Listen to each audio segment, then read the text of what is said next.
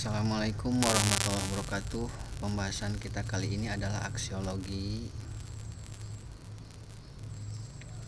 Aksiologi berasal dari bahasa Latin axios yang berarti nilai dan logos yang berarti ilmu, studi atau teori.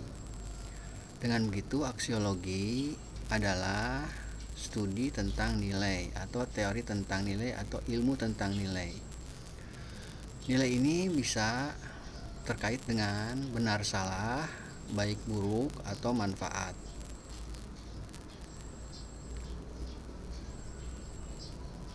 Aksiologi terdiri atas dua pembahasan setidaknya, yaitu etika dan estetika. Etika terkait dengan baik buruk, moral, perilaku, adat, dan norma. Sedangkan estetika terkait dengan keindahan, ketertiban, keharmonisan.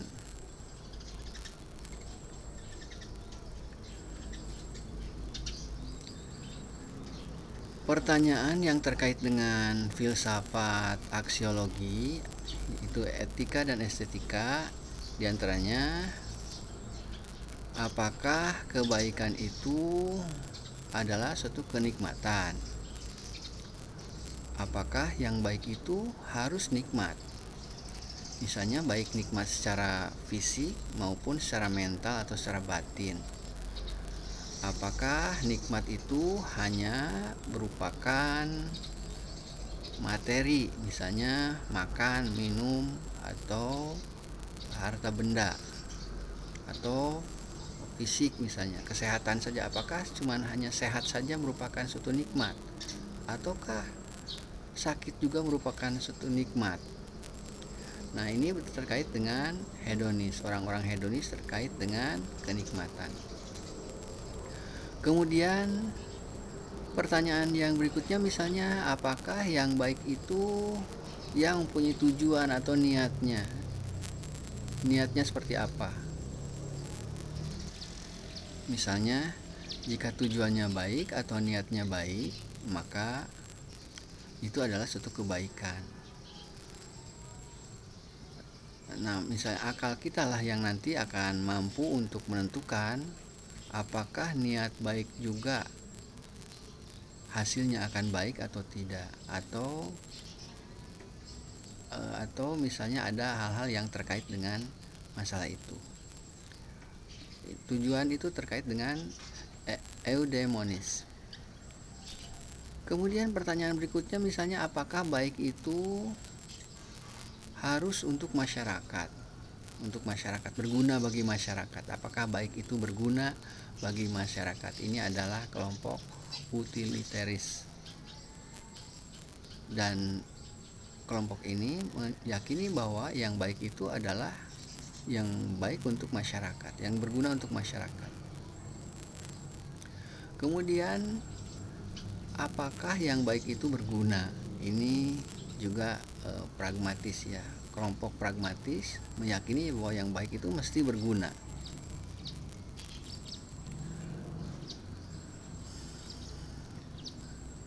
Sejumlah pertanyaan aksiologis lain, misalnya apakah duduk bersila itu sopan? Misalnya di Indonesia atau di Jawa Barat ada yang disebut dengan sila tutup, yaitu yang satu kakinya ditegakkan. Di dalam budaya Jawa Barat, sila tutup itu cenderung tidak sopan. Tetapi di Timur Tengah, bersila tutup seperti itu adalah sikap yang sangat sopan. Demikian pula misalnya bersendawa. Di Indonesia khususnya, bersendawa termasuk tidak sopan. Tetapi di Timur Tengah misalnya bersendawa termasuk sopan. Misalnya, apakah tersenyum itu punya nilai? Apakah senyum itu baik? Misalnya senyum itu punya nilai kebaikan. Tapi mungkinkah senyum juga merupakan tipuan, misalnya tipuan dari orang-orang yang misalnya ingin dipilih atau ingin diakui atau ingin dibeli dan sebagainya. Jadi di sini akal lah yang menentukan bahwa senyum itu memang baik, tetapi ada mungkin sesuatu di balik itu. Kemudian kita juga mengenal kecantikan fisik atau mental. Mana yang lebih baik? Apakah lebih baik kecantikan fisik ataukah kecantikan mental lebih diutamakan? Kecantikan mental akan muncul dalam perilaku-perilaku. Tentu akal manusia juga bisa menentukan apakah membuang sampah sembarangan itu adalah sesuatu yang biasa misalnya. Apakah membuang sampah itu biasa atau nilai itu baik tetapi selalu kita langgar. Nah, ini juga pertanyaan-pertanyaan aksiologis tentang nilai-nilai kita. Mungkin masyarakat kita tahu bahwa membuang sampah sembarangan itu buruk, tetapi mungkin sebagian dari masyarakat kita melakukannya, membuang sampah sembarangan. Jadi kadang-kadang ada nilai-nilai yang diyakini tetapi dilanggar walaupun dia meyakini nilai-nilai itu. Misalnya orang meyakini bahwa sholat itu penghambaan terbaik kepada Allah Subhanahu wa taala.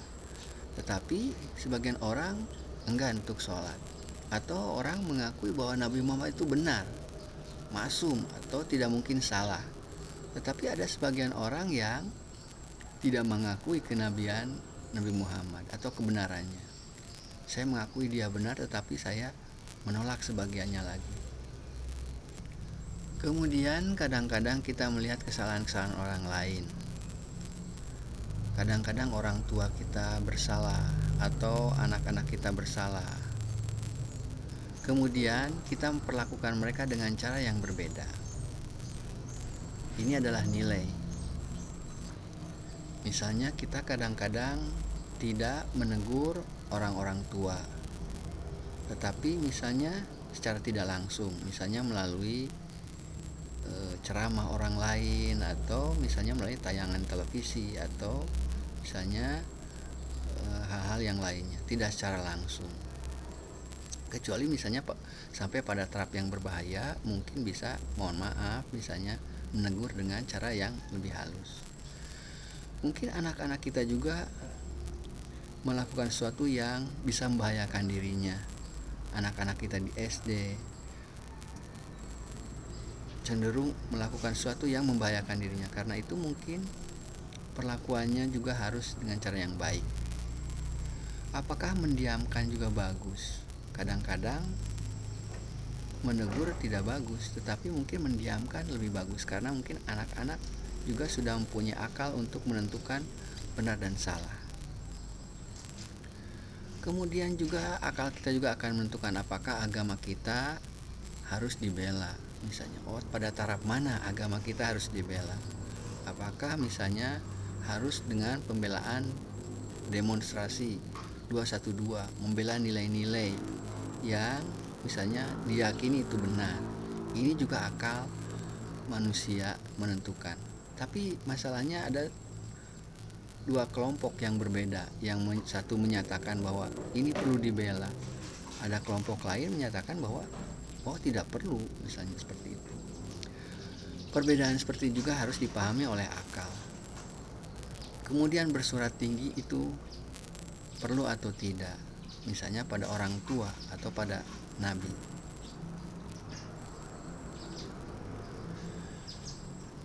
Ada hal-hal yang terkait dengan etika, estetika, dan aksiologi ini.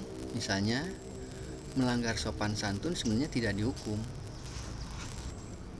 Misalnya melanggar sopan santun, berteriak-teriak misalnya, atau menagih hutang secara tidak santun, itu bisa jadi tidak dihukum karena itu hanya melanggar sopan santun. Tetapi ada aturan yang terkait dengan pidana atau kriminal. Pelanggaran terhadap aturan-aturan seperti ini akan dihukum di dunia. Dan ada aturan-aturan perdata yang tidak bisa dihukum kecuali ada tuntutan, dan ketika tuntutan dikabul maka bisa ada hukumannya. Ini terkait dengan kehidupan di dunia, terkait dengan sopan santun, aturan pidana, dan perdata. Tetapi ada isu-isu lain terkait dengan masalah itu, misalnya tidak mengakui kenabian Nabi Muhammad itu akan terhapus amal-amalan. Tidak akan diakui amal-amalan seorang, kebaikan seseorang yang banyak seumur hidupnya, tetapi dia menolak kenabian, itu akan dihapus amal-amalannya. Jadi ini adalah perkara tauhid yang penting. Misalnya tidak mengakui ketuhanan juga mungkin akan menghapus amal-amalan. Dia berbuat untuk siapa? Atau Nabi juga adalah perantara dari Allah Subhanahu wa taala untuk memperkenalkan keridhaan Allah Subhanahu wa taala. Tidak mungkin manusia mengenal Tuhan tanpa perantaraan Nabi.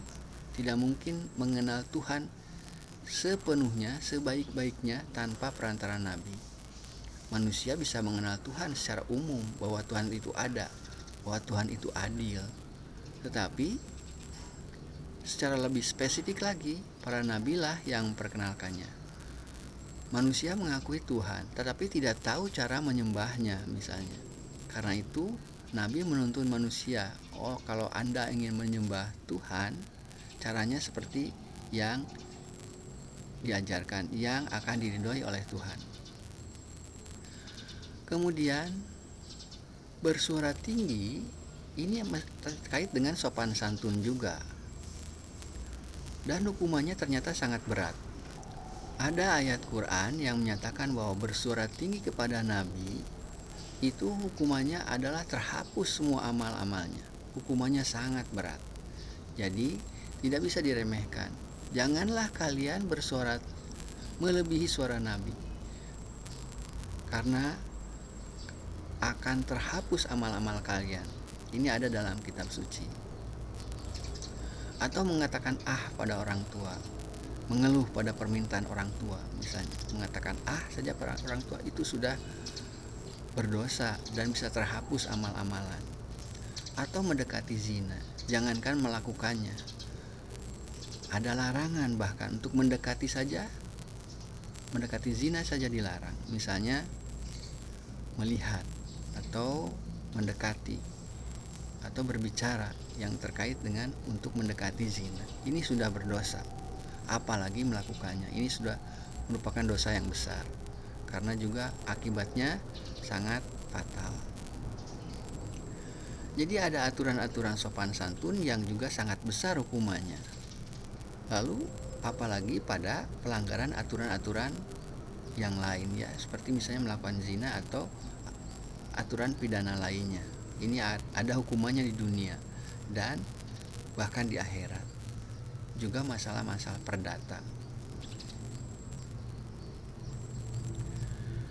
Dengan demikian bisa dipahami bahwa akal manusia adalah pemberian Allah Subhanahu wa taala untuk menentukan nilai-nilai.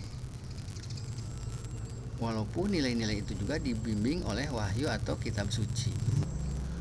Ada yang mengatakan bahwa akal adalah padanan dari wahyu, karena wahyu tidak mungkin diberikan pada binatang yang tidak berakal. Jadi wahyu juga harus dipahami oleh akal.